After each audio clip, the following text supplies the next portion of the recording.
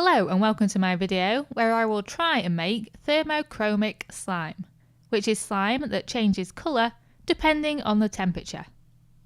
The recipe I'm going to be using is my go-to recipe if I want stretchy slime, and it's almost foolproof.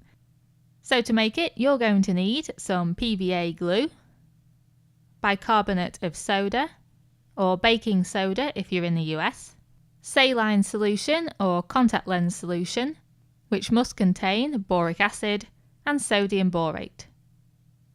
And you'll also need some thermochromic pigment. You want to try and find a pigment that changes at a low enough temperature so that the warmth of your hands is all that's needed. So preferably, in terms of Celsius, in the 20s. Because of the expense of buying thermochromic powder, I ended up buying the cheapest I could find, which was about £2 for a 1 gram pot of powder that changes colour at about 32 degrees centigrade. Unfortunately, as it turned out, this pigment didn't change colour just with the warmth of my hands. It needed a higher heat, so again, definitely try and look for something that changes at a lower temperature. You'll also need some kind of measuring cup, some kind of container or bowl to mix everything together in, a tablespoon, a teaspoon, and something to mix everything together with. In my case, I'm using a paint stirrer. Okay, so the first thing you need to do is measure out half a cup of the PVA glue, or around 120 millilitres. Then pour that into your container.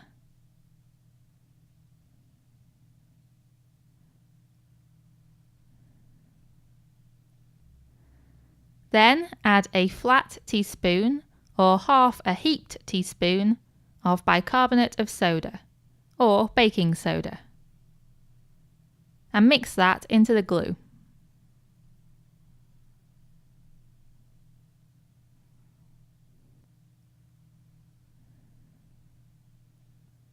Next, you add half a teaspoon of the thermochromic pigment and stir it in thoroughly. It's hard to tell on the video, but the pigment is a really vivid blue colour and it makes a great coloured slime.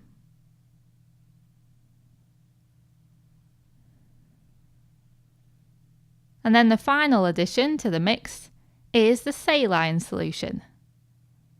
I just guesstimated the amount that I added to the mix, but I would say it's about 1 tablespoon. You shouldn't need to add more than 2 tablespoons in total. The more saline solution you add, the firmer and more rubbery the slime will be. So make sure you mix the saline solution thoroughly into the slime, and you should immediately see it all start to come together.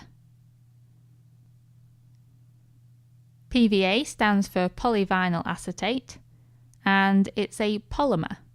So it's made up of strands of molecules that flow past each other. So PVA is therefore runny.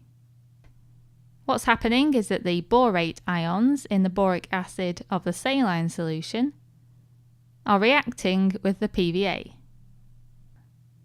The borate ions turn the glue into a stretchy substance via a process called cross-linking, which basically means that they connect the long strands together so the strands all get tangled up and become more solid and rubbery. So as you can see, the slime is clumping together more and more. And once it's become a little bit less sticky, you can then pick it up with your hands. And now you just have to knead the mixture, which just means that you stretch it and squash it with your hands.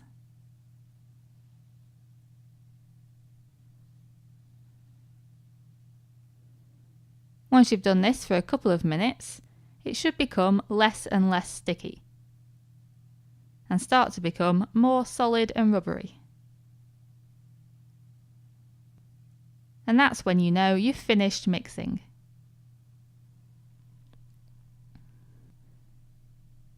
This recipe produces a particularly stretchy slime, as you can see, and it's definitely one of my favourites. I then decided to test the slime using hot water in a cup Obviously be careful with the hot water, and this is definitely a job for the adult. And obviously, as you can see, the hot water does change the blue slime to white slime. There are more exciting colour changes you can get. I've seen purple to yellow and all sorts of colour combinations. As I said before, it's best to get something that changes at a lower temperature, because then obviously it's safer and easier to get the colour change.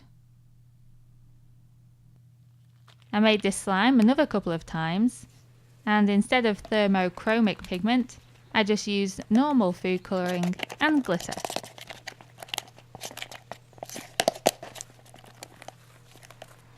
And here you can see the results and also see how stretchy this slime is.